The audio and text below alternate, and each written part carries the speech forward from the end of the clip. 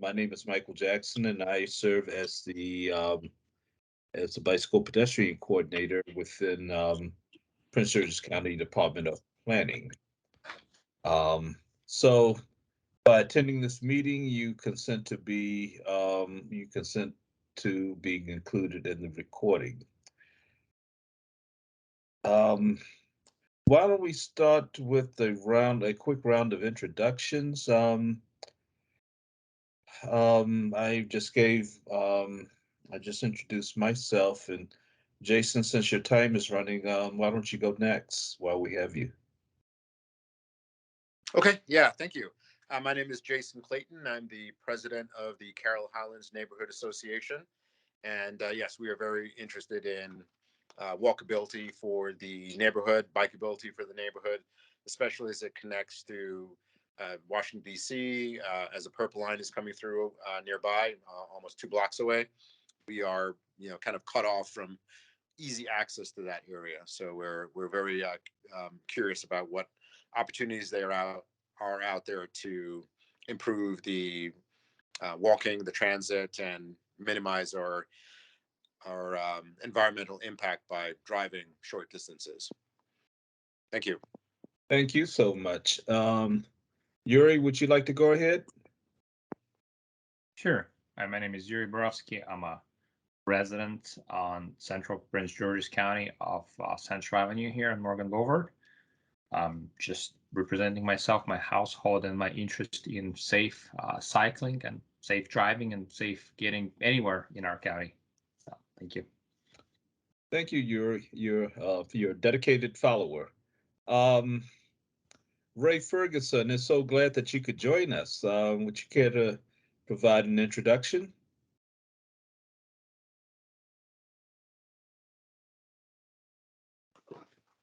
Sure. Thanks for having me.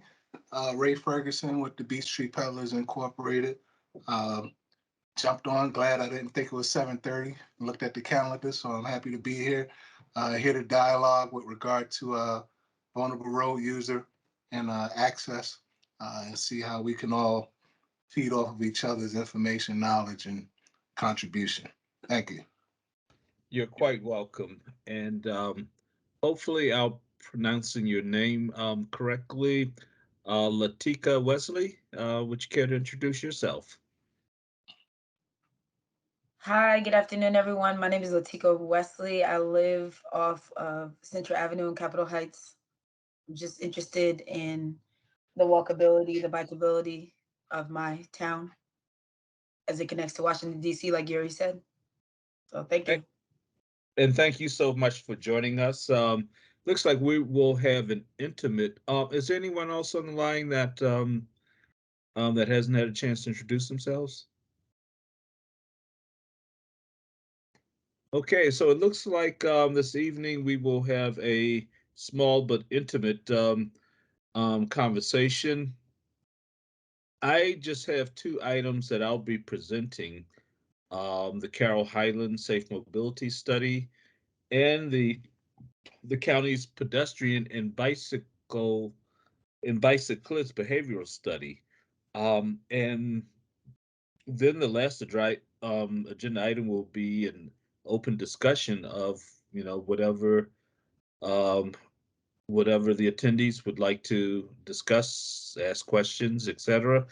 And we're scheduled to go until 8:30 this evening. We don't have to take up the whole hour and a half, but it is available. Are there any questions at this point? Okay, let's see if I can share my screen. Um, Carroll Highlands is a community in northwestern Prince George's County. It is bordered by um, East West Highway to the south, Riggs Road to the east, University Boulevard to the north, and the city of Tacoma Park to the west. Um, so a little bit of background about the Safe Mobility Study. It was funding was obtained by Council Member Denny Tavares, and what we're looking to do is to determine if we can come up with recommendations to improve mobility among users in the Carroll Highlands community. There's a focus on active transportation users. There are certainly very significant mobility challenges. Um, there's a lack of continuous sidewalks. There is a separation from the residential community, and Carroll Highlands is predominantly single-family houses, except for in the northeastern corner. There are there are a number of condominiums, apartment condominiums. University Boulevard is a planned Purple Line route, and there is the Riggs Road Purple Line station that's being planned for at Riggs Road and University. And then just to the northwest of the community is the planned Tacoma Langley Crossroads Purple Line station, which is already a pretty active. I think it's the busiest transportation hub in the region that does not have rail access right now. The only way people can access the businesses, well, I shouldn't say the only way. The primary way is by motor vehicle, and it is pretty. The arterials, New Hampshire Avenue, in Tacoma Park, Riggs Road, are very busy. They have sidewalks on those roadways, but the sidewalks are narrow and there's high-speed traffic, 3 lanes in each direction on both those roadways.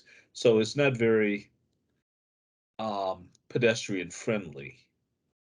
Topography is another issue. As you can see by the name Carroll Highlands, it is pretty hilly, and there's a ridge at the near the northern edge of the community that separates the residential component from the businesses along University Boulevard. Um, Here's a hand-drawn map. Oh, I should also add that the study started in February. It's 12-month study. We should wrap it up by the end of the year. We hope to focus on coming up with improvements. We've hired a consultant that we're working with, and we hope to come up with recommendations for improvements. Can you guys see my cursor moving? Yes, Michael. Okay, Can see great. This isn't the best of maps, but and I have to confess, I just put together this this PowerPoint right before the meeting. Here is Riggs Road. Here's University Boulevard. Here's the planned Purple Line station. Riggs Road Purple Line station. Oops, sorry. Right about where my cursor is the planned Tacoma Langley Crossroads station, Purple Line station. These, I'll go by the numbers just to give you a representation of some of the places that we've looked at that look like there could be ripe for recommendations for improvements. At this location, well, right here, you can see the school symbol. This is Carroll Highlands Elementary School. It is the only school within the community boundaries. A couple of interesting challenges here in this area with these dots. It represents for lack of a better word, a goat trail, an unpaved pathway that's 250 feet long, and it connects the two sections of Hannon Street that are lie within the Carroll Highlands community. Um, to the northwest is the street Houghton Lane, which in the Tacoma Park side, there are a number of businesses here and then leading on to New Hampshire Avenue. And when it crosses into Prince George's County, it empties into a parking lot.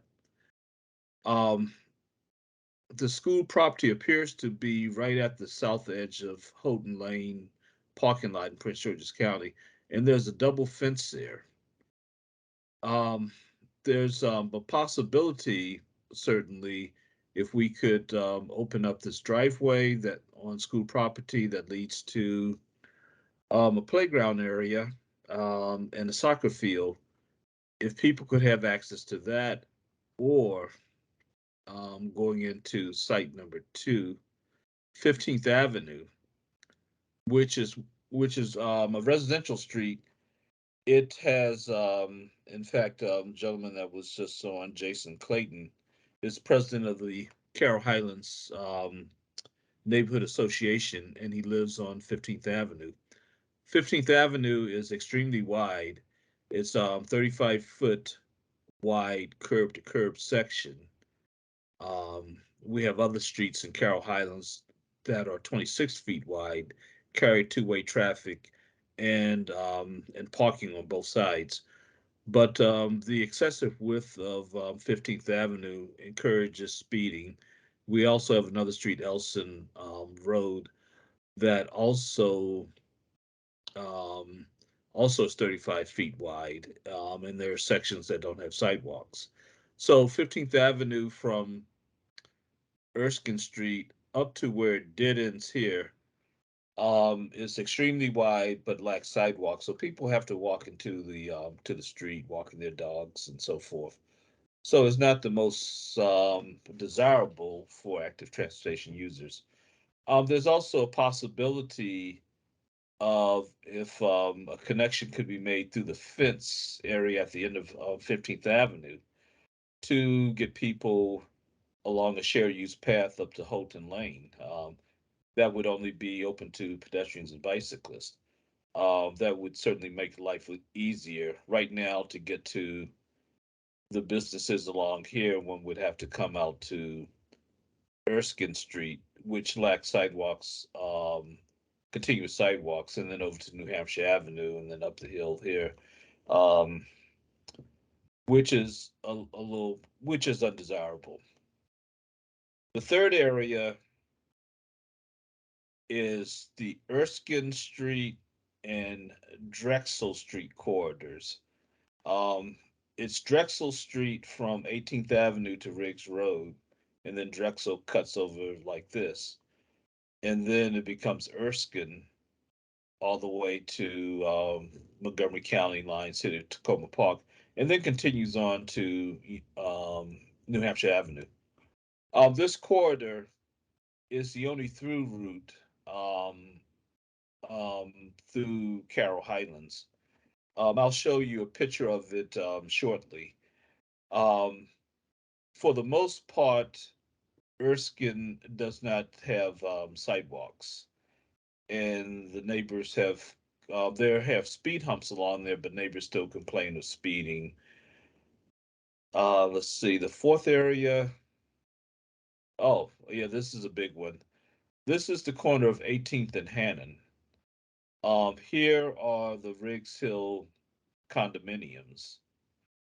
And right now, there is an embankment at the corner of these two streets that people walk down to access the strip malls along Riggs Road and University Boulevard. It's well worn, but it's not a desirable situation at all. So if we could turn this into a proper pathway for pedestrians and bicyclists, probably having to build a switchback facility, that would really be a big improvement. This is a well-used corridor. There's also, I'll have some pictures. There's a section along 18th where there's a lack of sidewalks, and it is just well used where people walk into the dirt along there. Um, Number 5, there is an opportunity for bicyclists. This is Riggs Road. This is Chapman Road in the adjacent Lewisdale community, and this is unsignalized at this location. There's a traffic signal at Drexel and Riggs Road. Um, this is a popular route for commuting cyclists. And actually, when I was an undergraduate student living in Tacoma Park and without a car, I rode my bike along this corridor and down Riggs and over to Chapman, which would lead you to a parallel route south of University Boulevard to the University of Maryland campus. Um, the problem here, and I'll show pictures later on, there's a sidewalk. There's sidewalks on either side of Riggs Road, but bicyclists are not allowed to travel on sidewalks in Prince George's County by state law. So what the consultants, one idea of the consultants is to widen this sidewalk on this side to a proper 10-foot wide shared use path. And see if we could do that by reducing the width of the median on Riggs Road and seeing if we could shift the lanes over a little bit to get added space for a shared use path. And then people could cross at the light over here, and you could have a nice parallel route to University Boulevard for bicyclists. Number 6 is a Pepco power line, high tension power line right of way that starts just outside the district line and continues over into Howard County. There is a connection here at 16th Avenue, and there's access from Riggs Road down to the Sligo Creek Trail. Um, there are no trespassing signs, but I'm not sure if people are being prosecuted for it. It is this is hilly, but it's nice and wide, and if it was possible to get Pepco to allow the building of a shared use path, it would provide better access to the Sligo Creek Trail that runs along here, and which will take you south along here from shared use path all the way to National Stadium in DC. And the West Hyattsville Metro Station is probably about approximately 2 miles away along the Sligo Creek Trail going south. Going northwesterly, you can get to Tacoma Park and Silver Spring. So 7, we were looking at improvements along the east-west highway corridor. There's 2 lanes of traffic in each direction, kind of high speed. There are bus stops on either side, and we have some concern with people. Can we improve how people get across East-West Highway? Also, at the intersection of the Sligo Creek Trail and East-West Highway, there is a pedestrian flashing beacon that has been installed, but people still feel that it's very risky to cross. So we'll be looking at possible improvements there as well. I promised to show you guys some pictures to help out.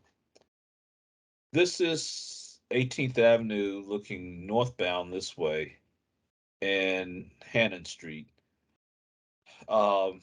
So this is the beginning. Well, the goat trail starts around right here and then continues up to this spot, which is probably roughly about a city block long.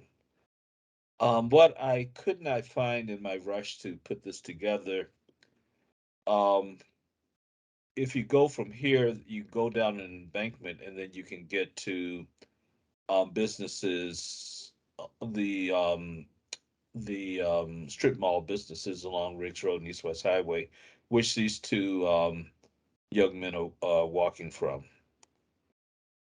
Um, this is kind of like at the bottom of the embankment, you have two choices. Most people don't use this cut through here, but it does lead to an opening in the strip mall. And then the other way, which I don't have a picture of, empties into a parking lot, and most people use that to get access from the residential community to the shopping center. And it would also provide access, if we could do it up properly, to the Riggs Road Purple Line station. This is Erskine Street that I was telling you about earlier. It is the major throughway. It's a collector street through the community, and you can see that there are no sidewalks along here. In some sections, it looks like it's really challenging because of the topography um, of major trees and telephone posts. The community is blessed with a number of trees, and I'm sure that people would not be happy about removing trees. There's also concerns about speeding along Erskine, despite speed humps, warning signs, and occasional police enforcement trailers that say speed limit 25, your speed is whatever. I was telling you guys about the goat trail that separates the two sections of Hannon Street. These pictures were taken, I took these pictures last week. And unfortunately, I couldn't get a picture of the trail itself, but it's hilly. There's a number of tree roots. It's the pavement is uneven, and then there's an embankment down there. It's heavily treed, and there's no lights, but it is well used. This school was letting out, and you have parents to walk the other direction, pick up their kids, though the kids walk to themselves. So, for those of you who are in favor of safe routes to schools and encouraging walking to schools, this was a fine example here of students walking home, despite the fact that it was on an unpaved GO trail. I talked about Riggs Road earlier. Um, these pictures show Riggs Road going northbound. And you can see there's a cyclist along here. This is just north of the intersection with Drexel Street at the signal. Here is the sidewalk, the east side sidewalk, and on this side you can see the lines. This is the power line right of way. Now, I would imagine, well, I'm just speculating, but I would imagine that maybe it wouldn't be so difficult to get a little easement here to widen this sidewalk to a 10-foot path and perhaps even have a buffer between the pathway and the motor vehicles. Um, However, further south along here, there are some homes that face Riggs Road, and that's what we were talking, looking at. Can we? This is the median, and this is looking north, and there's some of the homes further down on Riggs Road. Um, we were looking at seeing if we could talk SHA into reducing the width of the median, moving the travel lanes, northbound travel lanes, ever so slightly to the west, and taking the space gain to continue that two-way shared use path. As you can see here, there's share the road signs. As further down, there's bicycles may use full lane signs. But bicyclists prefer to ride the sidewalks along Riggs Road than riding in the roadway. Let's see. This is a shot of the Pepco power line right of way. And as you can see, there's a lot of unused space there. And there is precedent with Pepco for building a shared use path along its power line right of way. A few years back, Pepco was being in the process of being acquired by Exelon Power Company, and bicycle activists and other community members were able to threaten to hold up this merger unless Pepco agreed to put in a trail in Montgomery County. And the trail roughly goes from North Bethesda to Germantown. I don't recall how long it is. And I'm not too sure if it's paved or unpaved, but there is recent precedent into building such a facility. This concludes my formal discussion of Carroll Highlands Safe Mobility Project, and we're having a community walk audit on Saturday, June 25th, and we'll be meeting at 18th and Hannon, and then proceeding to 4 locations to get insight from community members and others who may want to join us. And then we'll have a debriefing session, and the comments there will go into our existing conditions report.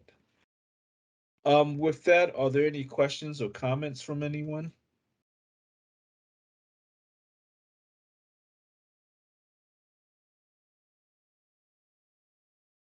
Is anyone there? Hi, Michael. Thanks, Yuri. I think Ray also went off mute if he wants to go first. Oh, yeah, no, I was just saying, I'm here, but I'll let you go. It's an area I'm unfamiliar with. Yeah, same here. I'm not familiar with the area, but I just wanted to reflect on what a thorough analysis this looks like. I put up on Google Maps. It's a fairly small community. As Michael pointed out, it looks quite far away from the nearest metro stations on the Green Line, and it's just wonderful to see the kind of work and research being put in, considering how to improve their pedestrian and bicycle mobility.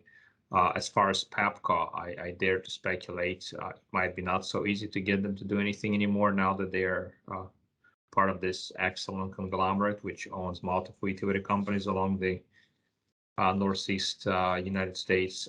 But it would be good to see them do something nice for the neighborhood. And as I've put in the chat, Pepco did put in some power poles.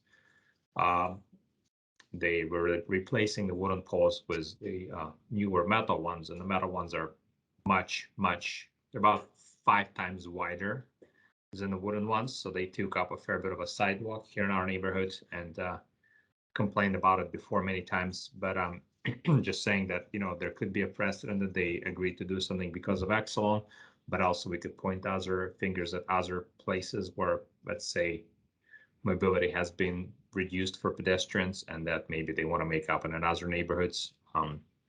Just kind of putting out that idea out there. And then, Mike, I want to conclude with 2 quick questions for you. One is, I know you mentioned this funding for the study was secured by the council member back in the day, but I'm wondering, how does one go about requesting a similar study for our neighborhood? We do have a little goat trail, not even a trail, it's just 20 feet of dirt paths through the woods, which is actually county right of way. It is a paper road. It was intended to be a road, but it seems that wisely enough, it was made into a cul-de-sac, because otherwise we would have issue with heavy moving vehicles, fast moving vehicles. So that's my one question, is how do you go about requesting a similar study? And then along the same lines is also, how do you go about doing kind of a community walkthrough with a county representative in your neighborhood, in our neighborhood, to kind of look at that and just look at other opportunities. And I'm sure our neighbor Latika from Capitol Heights would probably have a similar question. I don't want to speak for her, but I think that's why we're joining calls like this, is to learn about the good initiatives in other parts of the county, and then seeing what we can do to do similar initiatives in our parts of the county. I'll stop there.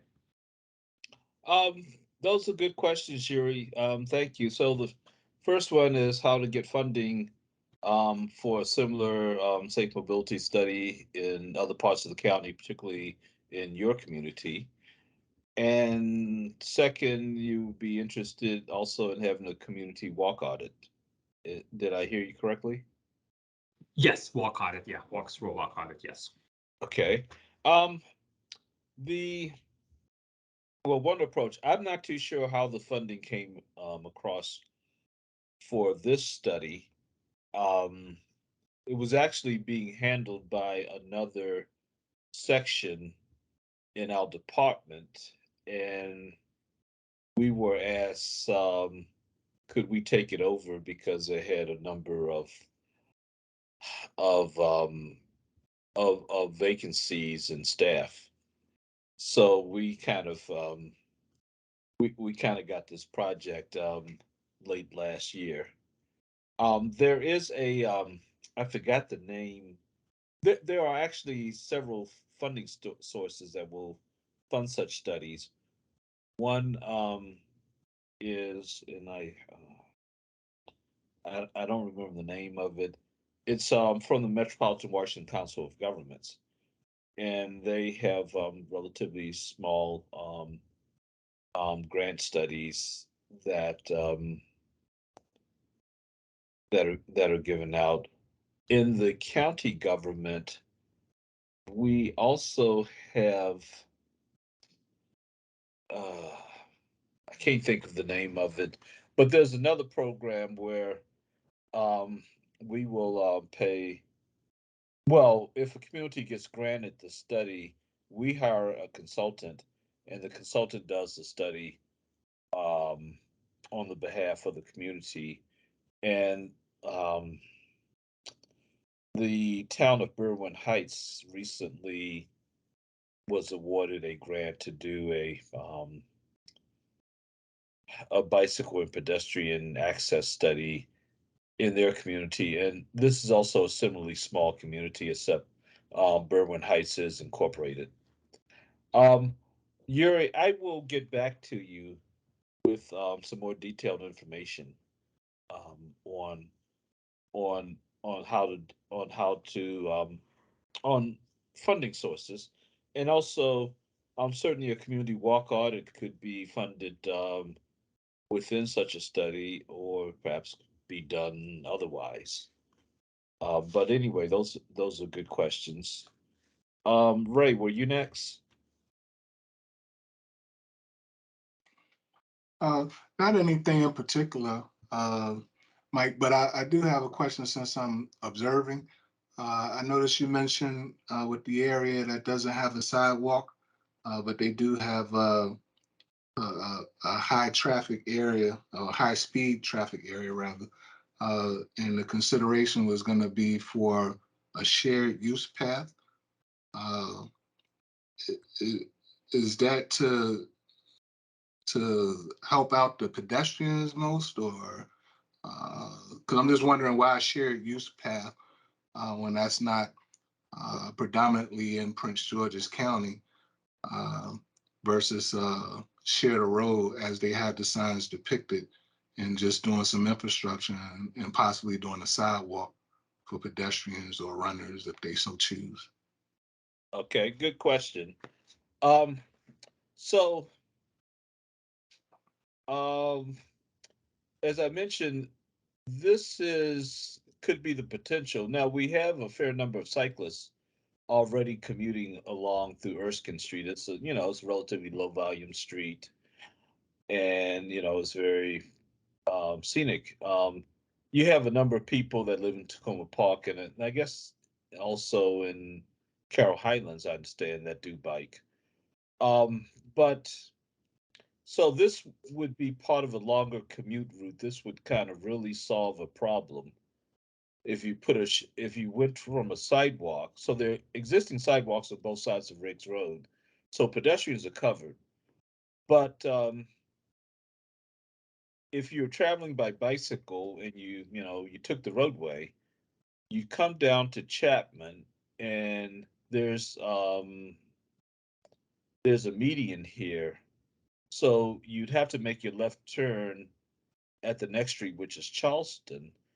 And unfortunately, right as you make a right turn and then make a U-turn to get up to Chapman or continue east on Charleston, there's very limited sight distance. There's a hill there, so it's kind of scary.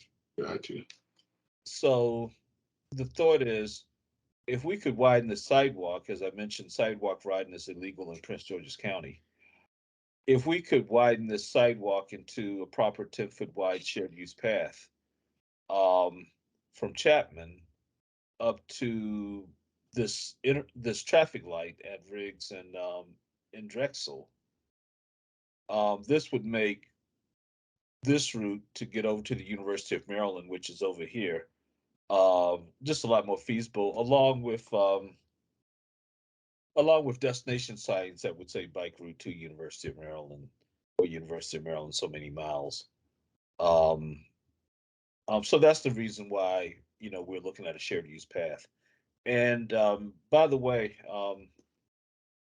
just for definitions, a shared use path legally is a bike way that other authorized users, such as pedestrians and joggers and runners, may also use. So, they're often referred to as trails, but right now we're trying to change the terminology.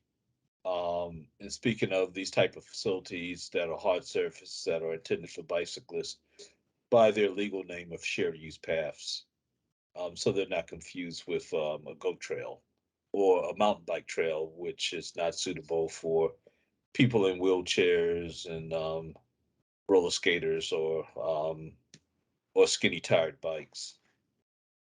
Um, Ray, does that answer your question? Yes, that helps. Okay. Were there any other questions regarding Carroll Highlands? Hey, I have a quick question. Okay.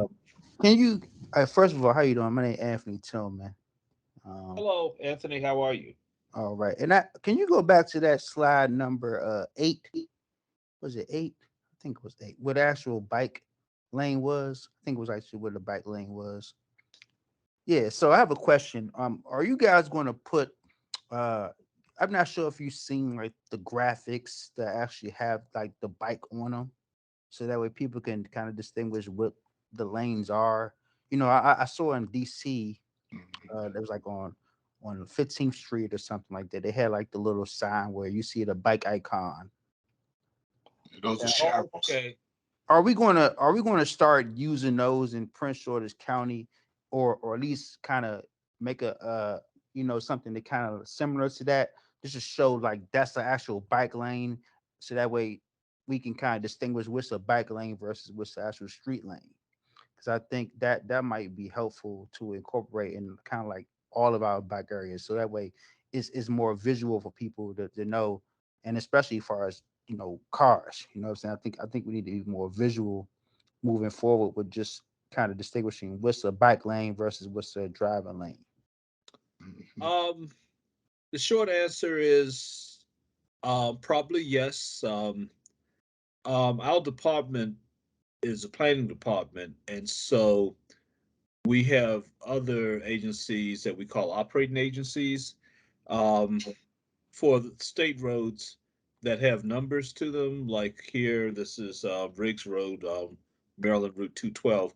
Those are operated by the State Highway Administration, and they make choices as to how the roads are designed. The majority of the roads in Prince George's County are administered by the Department of Public Works and Transportation, a county agency. They recently did put in, they not too far from this location, over in the Chilham area in West Hydesville, they took Agar Road was 2-lane arterial in each direction, and they put in bike lanes. They put in bike lane signing. They made a connection between the Agar Road bike lanes and the Northwest Branch Trail that passes beneath Agar Road. They've got green pavement markings, kind of like as crosswalks, if you will, where bicyclists will cross intersecting streets. Anthony, I wanted to clarify this picture. This is actually a sidewalk, and these are what traffic engineers would call general travel lanes. So a bike lane would is generally like from 4 to 6 feet wide, and they would have a solid white line like the shoulder stripe a little bit further out um, for most of the time, and then there's the the symbol of a bicycle that's in there, or a sign that says bike lane. So there are some locations in the county where there are bike lanes, but certainly there's room to get more. Um, Anthony, did that answer your question? Yeah. So question. So on the other side of that street, is there a similar sidewalk? Because it looked like it's not a sidewalk at all on the other side of that street. Yeah, on the other side, and this is actually the sidewalk on the other side. Okay. Okay. Yeah. I did. Okay. It didn't look like because on that picture that you sent, it didn't seem like the other side had a sidewalk at all. Yeah, yeah. So there's sidewalks on both sides. So as I say, the pedestrians are covered, but um, as you can kind of see over here, this is the crest of the hill. Not only there's a lot of traffic there, there are signs that say bicycles may use full lane, but as a cyclist, if you've got motor vehicles traveling, 40, 45 miles an hour, and you're in the lane and you're going uphill and you're doing about 5 or 7 miles an hour, you don't feel very good about that. Yeah, I mean, I just think as a planning commission, I think moving forward, we just need to be more visual when actually thinking about designing bike lanes and of course merging that with traffic because it seems like whether you have a bike lane or not, I think the actual more visual people can actually see like a bike here, like a sign that says bike, this way. I think it'll kind of help distinguish that the markers. Yeah, yeah, I agree with him, Mike, because that goes to the I think what Anthony is lending towards is the education piece for motorists and cyclists. Because if everybody's educated to the fact that bikes and vehicles could share whatever that lane is, like the one you have depicted, I think they call those bikes in the ground sharrows. Uh, Right. Yeah, that seems like the low hanging fruit because if you turn on a certain street, you may miss that sign that's up there at the right if it's not covered by trees. But if you have a constant reminder in the ground, they do it in Montgomery County, they do it in DC, they do it in cities like New York. But Prince George's County, if we could connect the dots between the Department of Public Works, your department, SHA for the numbered roads, I think what Anthony is alluding to, if I may, is probably a more constant so that motorists know that 5 mile per hour bike can be in the street versus illegally on the sidewalk. Right. Uh, Ray and Anthony, I wholeheartedly agree with those comments there. We are making progress. I remember recently someone asked me to show pictures of Cheryl's in Prince George's County, and I happen to be. Oh, yeah, we've got. There are some Cheryl markings on Queens Chapel Road in Hydesville, going up the hill, and I was out there taking pictures and actually saw the cyclists going by, so I was able to catch the Cheryl and the cyclists passing by along there using them. And then there was another location off the top of my head, but compared to other jurisdictions in the metro area, um, it's not so evident in Prince George's County that roads are intended for bicyclists as well. But Yeah, yeah. Well, thank you, Ray. And I just kind of noticed that because we just had a bike to work day, and of course, on that road, I was actually at a parking planning facility. They hosted one, and I think it was like Upper Marlboro or somewhere, and there was no bike lanes. It was no bike symbols. So of course they had to have like the park police kind of help that traffic area. And I think that's kind of how we looking in the future.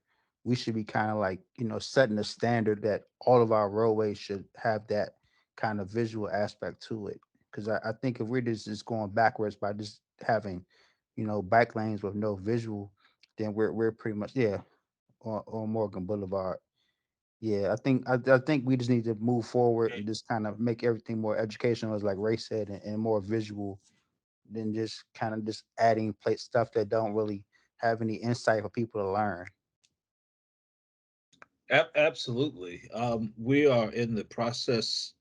Well, we're working right now off of 2009 Master Plan of Transportation for Prince George's County, and there is a map of that they put out back then of proposed bikeways in the county. And so one of my duties is to review applications for new development that come into the county and to see whether we can require by our rules the developer to put in things like bike lanes, um, bike bike parking facilities, um, sidewalks, crosswalks, those type of amenities. We've required developers to put in things like bicycle fix it stations where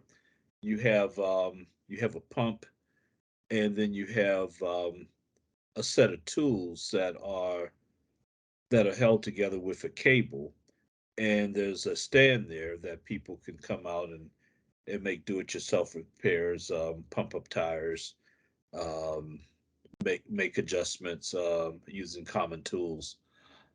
Um, we um, we have recently um, the county council recently approved a new zoning code ordinance on April 1st that took effect on April 1st, and really went long. Additionally, provided more um, what's the term I want to more substance. Um, in particular, developments are required now. New developments are required in most cases to have a certain amount of bicycle parking facilities, and not just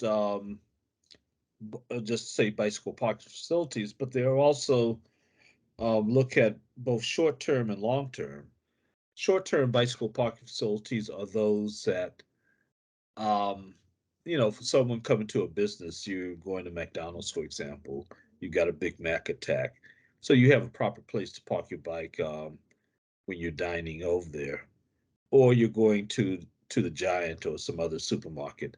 Long-term bicycle parking facilities are for those who are staying for 8 hours or more, whether you're an employee going to work or you're in, say, a multifamily um, housing complex where you might have a bike storage room or at a transit station.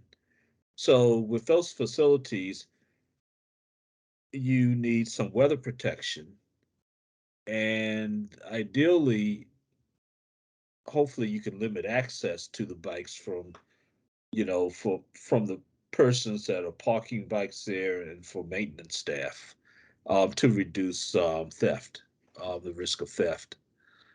So, we've got that. Our area master plans are becoming um, more pointed in their requirement of bike parking facilities. And we are right now doing an update of the Master Plan of Transportation. It's called the 2035 Master Plan of Transportation, where hopefully we can get some stronger language in regarding getting to the goal of what Anthony was saying of making the streets more visible, that bicyclists belong. And I'll just mention there's a concept called complete streets. And that concept says that a street is not complete unless it accommodates um, anyone who needs to travel along there, from from motorists to pedestrians to bicyclists. And kind of like in relation to that, there is something called the 880 concept that says streets should be safe for 8-year-olds as well as 80-year-olds, who walk or bike. So the county has adopted complete streets principles quite some time ago, and I use those complete street principles when I'm writing my referrals, or my comments that developers need to do this and this and this for pedestrians and bicyclists. Oh, really quick, let me ask you, sorry, that one more question. Do we have a bicycle map in Prince George's County? Like where you can actually see like bicycle routes throughout the county, similar Uh, to what they did in DC? Glad you asked that. Let me put my hands on it. There is, well, probably the best thing right now. Um, Commuter Connections recently put out a bicycle route map. It came out for Bike to Work Day for the Washington, D.C. region, which includes Prince George's County. And it's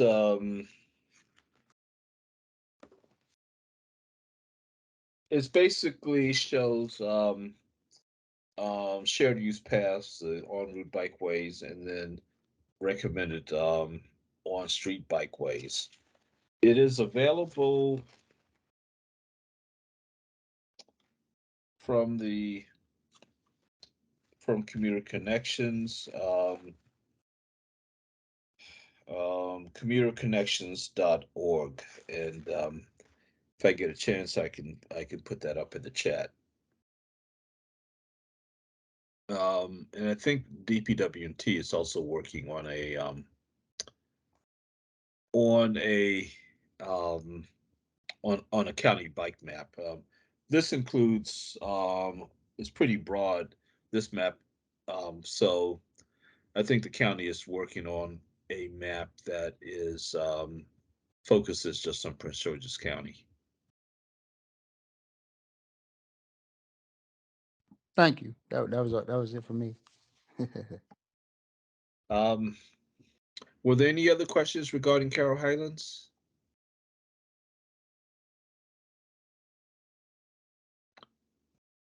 I'm hearing none. I'll go to my next project that also serves as project manager. And can you guys still see my screen? Yep. Yep. Great. Um, this is the pedestrian and bicyclist behavioral study.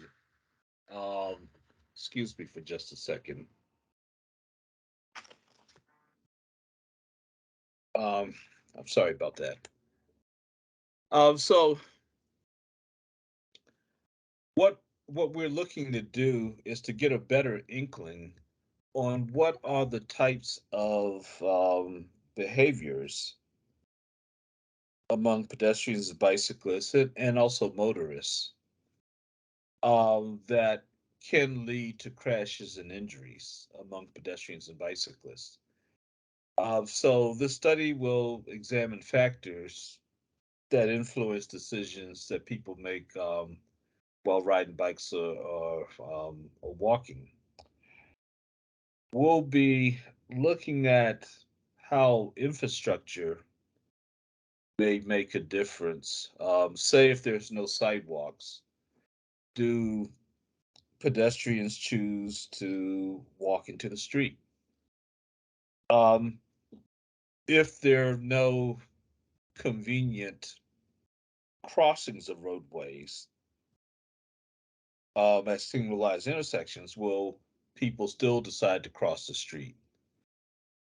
Um, we wanted to look at, so we have some neighborhoods in the county that um, are, I think one of the terms is lacking in equity. And these are areas that are within the Beltway, and they tend, and so the Metropolitan Washington Council of Governments did a study of equity areas in the metropolitan area, and they looked at census tracts, and um, they developed a scale that said if you had tracts that had a higher than average number or percentage of persons of color, or if it had a higher than average percentage of persons earning below a certain amount of money annually, or households earning without below a certain amount of money annually. Um, it said those communities lack equity compared to other portions of the community whose populations of people of color and and household earnings were more in line with the majority of the county. It's interesting. State Highway Administration is looking at a pedestrian safety access plan, and they've identified corridors within the county along state roads that are in the top 15% in terms of pedestrian crashes and injuries. And it seems all of these corridors in the county are within between the district line and the Beltway. So we'll be looking to see, do we have higher crashes, pedestrian and bicycle crashes in these areas that that are that have been segregated, or lack certain income levels, or both. And and then finally, with safety, what we hope to do is to get a hold of crash reports. I'm hoping to see if we can get 5 years of crash reports and analyze them as best we can to determine what were people thinking of prior that are involved in a collision just prior to a crash, and come up with something called crash typologies. A crash typology would be a certain type of crash pattern. Say, for example, a motorist who turns right and strikes a bicyclist or pedestrian traveling in the same direction. I think sometimes among cyclists we refer to that as a right turn hook. Um, so the Federal Highway Administration has come up with a number of crash typologies for bicycle and pedestrian involved collisions. So we're hoping to come up with, by analyzing crash reports and coming up with crash typologies, we are hoping to identify behaviors among road users, be it bicyclists, pedestrians, or motorists, and to see what type of behaviors were they engaged in. Could have been that, motorists is, distracted driving. What's the impact of drugs and alcohol? Who are persons most likely to be involved in such crashes? Insurance companies generally charge young men higher premiums, for example, for car insurance than the general population, all other things being equal, because they say young men take greater risks. So, do we have certain age groups and certain gender type and genders that are more likely to engage in behaviors that lead to crashes and injuries? Um, are pedestrians walking out to the roadway? I mean, I've certainly have witnessed this often while bicycling or walking.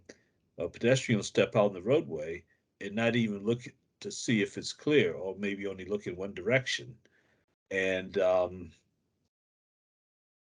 and I remember recently cycling, and a guy stepped out into the road. I was anticipating him. I was in a bike lane, and I yelled out at him as he stepped in the road, and he was all surprised. We avoided a collision. But what are those type? What are those types of factors?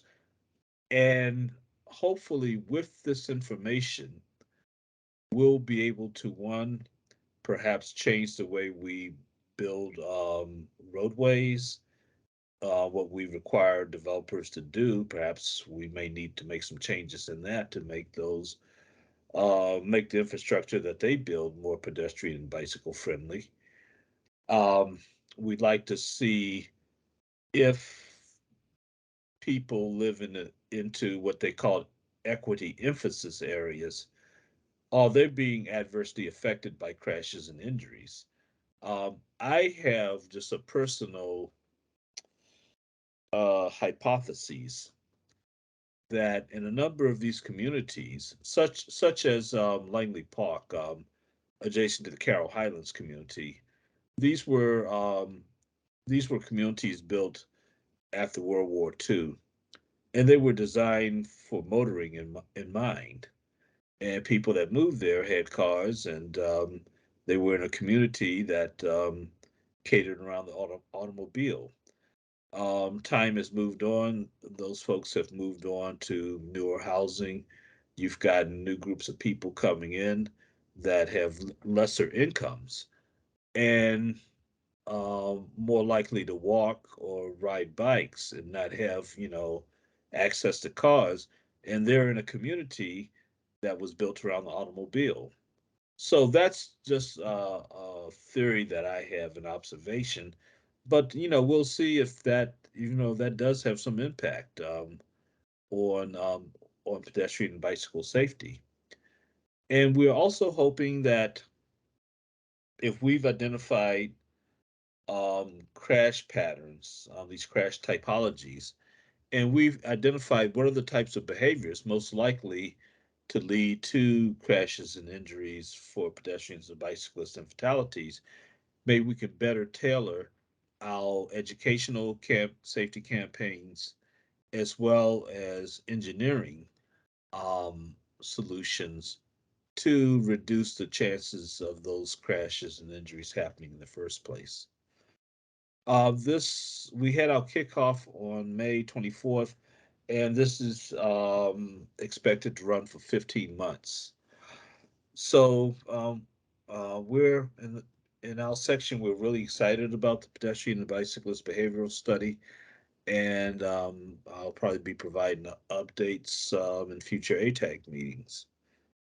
With that, are there any questions or comments involving the pedestrian and bicyclist behavioral study? I just had a general question, not specific to the study. My name is Diana. This is the first time I've ever attended this group. ATAG? Yes, I just wanted to ask how much, I guess, driver's education emphasizes bike lanes. Just in the time that I took it, which is ages ago, I don't quite recall that there was any large emphasis on it. So I just wonder now, in this day and age, if that's something that is emphasized to new drivers as they're coming into the, the roadway. That's, I mean, I That guess, yeah. I'm happy to say there is, Okay. and the reason why I can say that is for 8 months back in 2017, 2018, I was actually an apprentice certified driving instructor. Oh, And great. I worked for a driving school that's gone out of business Hmm. uh, now, and so I both taught the 30-hour or 36-hour driver education class and Hmm. took people behind the wheel. Um, the um, the bicycle questions. So anyway, there's an exam that um, people have to pass in order to. They have to score like 80 points out of a 100-point range to pass. And typically, the way they word the bicycle related questions would be a multiple choice. It would be, you know, I don't remember the exact one, but it's something like bicyclists have a right to the road. Um, you should do this when you pass a bicycle. Hmm. So that was A, B, C would be another question. And then it would be D, which would say all the above. And the correct answer was D, all the above. Hmm. Um, and so, my fellow instructors, and well, certainly I, from my background in bicycle and pedestrian planning, I gave extra emphasis on it, but it's in the curriculum, Hmm. and so yeah, the other instructors would discuss it as well. Oh, that's good news. That's good to hear. Yeah, just in my experience, it's something I had to just kind of learn as a driver over the years. And so now I just, kind of wonder. I'm like, well, if they we're putting more of an emphasis on making bike lanes, that could be part of, what driver's education teaches. So that's nice to know that the initiative already exists. Thank you. Oh, you're quite welcome. Any comments on the or thoughts on the pedestrian bicyclist behavioral study? Yeah, I think it's definitely a good initiative. Um, as I mentioned in the chat, and who was it? What was it? Diane just mentioned the education piece. Mhm. Of course, is key. But as we all know, there's so many levels to it, right? It's not just the education of the motorists, but you have different levels of cycling disciplines, right? And so it requires education for the cyclists as well. You know, motorists just see people on bikes and they think we all know the same. So I think no matter what the effort is with the behavioral, what is it, pedestrian bicyclist behavioral study, and whatever else the county has going on, it has to be a connection, so to speak, and it all comes back to education. So while it may be in the handbook to get your license, if you got your license in Maryland and they didn't just transfer you over from one state to the next like they did me, uh, it's just like the sign says 55 miles per hour. Yeah, we know how to answer the question, but how can we impact that change, effective change? So it's really a matter of, foot stomping that education piece of what are the responsibilities. And then to boot the infrastructure.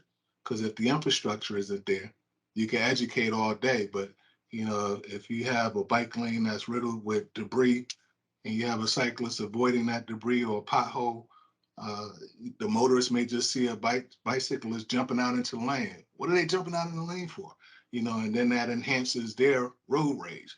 So it's a multi level approach that needs some attention from different levels of the government. Absolutely. We have the county has signed on to the Vision Zero movement, and the goal is there'll be no pedestrian or bicycle.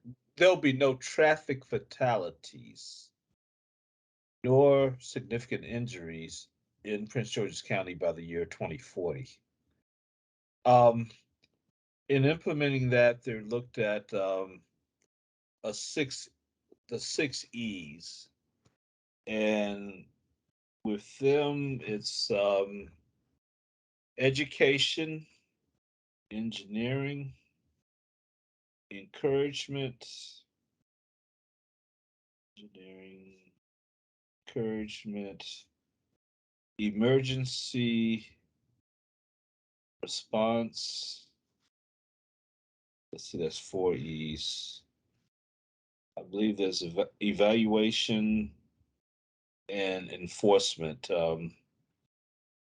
I may not have all of them correctly, but anyway, many places, not just Prince George's County, take on an multiple E's approach. As you were saying, that it's more than engineering, it's more than education. We have to weave all of that together. Um, the um, the federal government, the Federal Highway Administration, they have adopted a policy. I want to say safer streets, but I'm not absolutely sure that's the title. But the basis of their policy is recognizing that humans are going to make mistakes. And knowing that humans are going to make mistakes, how can we make our roadway systems, our transportation systems more anticipate those mistakes and be more forgiving and develop systems that are more forgiving of those mistakes? And we've got things such as there's been research to look at how do we design motor vehicles so that if a pedestrian is struck or a bicyclist is struck, um, the injuries are reduced for that. There's been talk about developing crash tests, not just for occupants of motor vehicles, but also if, when motor vehicles hit pedestrians. And certainly with the popularity of SUVs and minivans and so forth, there's a higher center um, where the top of the vehicle hits a pedestrian. The hood is higher, and the vehicles are larger as well, so that they cause more damage if they struck a person than say a standard sedan. So they're looking at things like that. How can roadways be designed to be more forgiving? We need to reduce speeds on the roadway when possible, narrow the roadway, provide better lighting. In some places, like they've done on US 1 in College Park and on New Hampshire Avenue in Hampshire Langley, um, they have placed fences in the median strip of these arterial highways to prevent people from crossing mid-block, therefore, reducing the chances of crashes and injuries with that.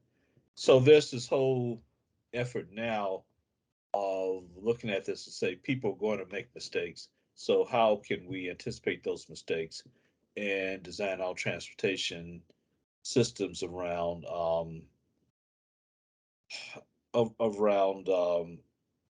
mitigating the severity of the consequences of those mistakes?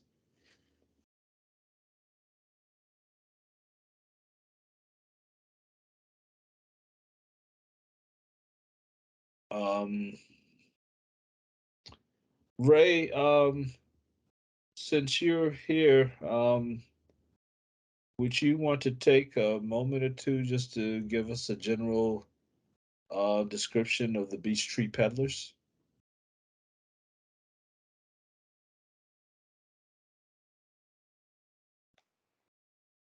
Sure. Can you hear me? Yes, yes. Oh, okay. Yeah, Beach Street Peddlers is a local cycling group located in Upper Marlboro, Maryland. We're one of several cycling clubs. We form under the Capital Region Cycling Network. Capital Region Cycling Network is an advocacy organization for bike clubs in Prince George's County. so that we can assist in bringing to fruition some of the goals of cyclists in the county or citizens in the county, whether it be pedestrians or cyclists, by seeing our shoulders maintained, bike lanes maintained, crosswalks painted so that we could see signage to where they're not covered by trees. So we're taking on initiatives like that to make it safe for cyclists and pedestrians. So that's something spearheaded by the Beach Street Peddlers, and I'm the president of. And there's several other clubs, as I mentioned previously. And I think we're all on the same team with Mike and your initiatives and Department of Public Works and Transportation's initiatives to enhance vulnerable road user capabilities in the county. Ray, thank you so much for that. About how many members do you have? Well, if we go by paid active members, we have 120. But it's not just about the paid members. So we have as many as 400 folks that participate here and there on whatever ride fits their schedule. That is significant. And yeah, I was so glad to meet you recently, and I'm just really pleased that that you were able to attend tonight's ATAG section. Okay, thanks for having me. And maybe in the future, maybe you guys may want to, do a little short PowerPoint or something like that about some of your work. Let's see. So we've got about another 7 or 8 minutes to go. I'm kind of working this by myself this evening, so I haven't been able to check out the chat box. I'm not the most tech savvy person around. I hate to say, but with that, were there any other questions or comments? Hey, Michael, this is Yuri. Just had my virtual hand up for a few minutes now. Just wanted to thank you for doing this study that you guys discussed. I think I would like to echo Ray's comments that education is helpful, but it ultimately boils down to safe infrastructure design. I think it was Anthony who sort of pointed out about how few cases we have in a county where there's a bicycle painted on the lane.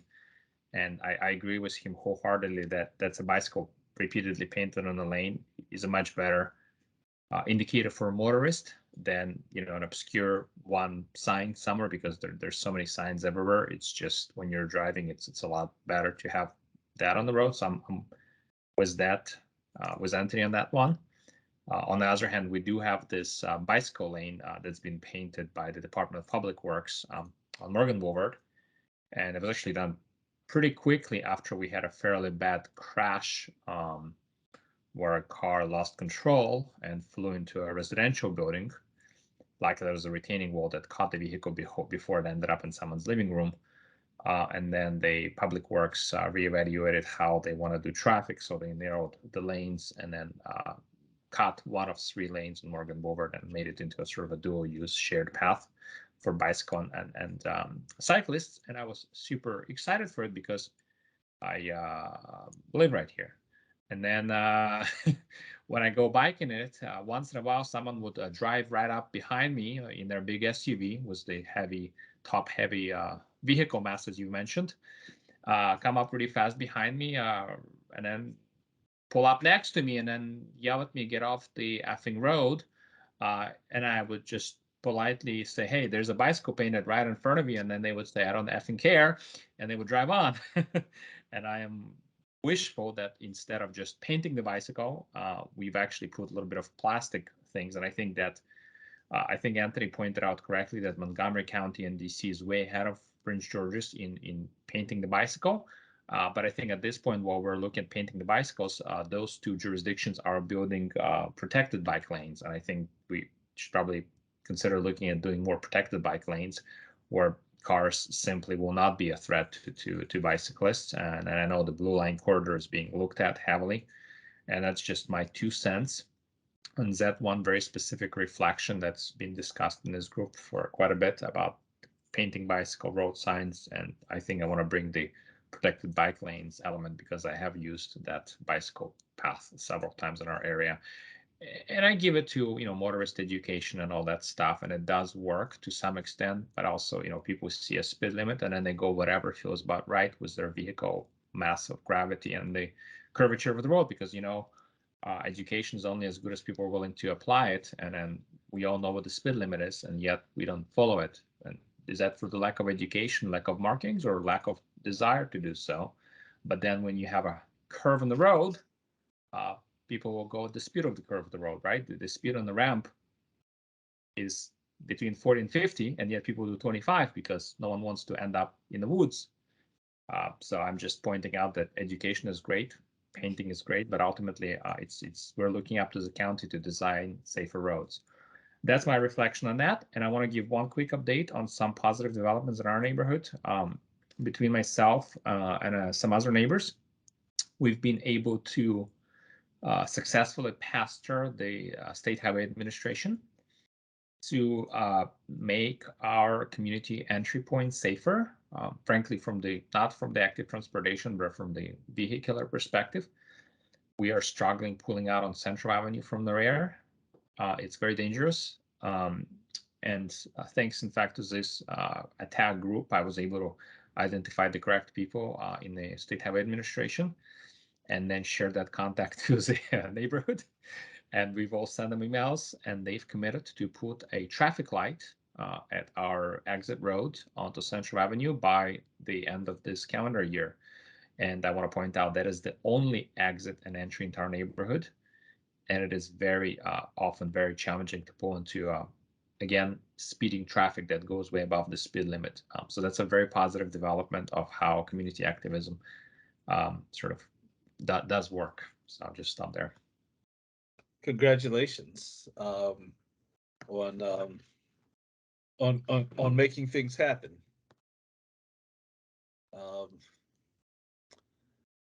So with that, it's looks like it's about 8:28. Were there any other questions or comments?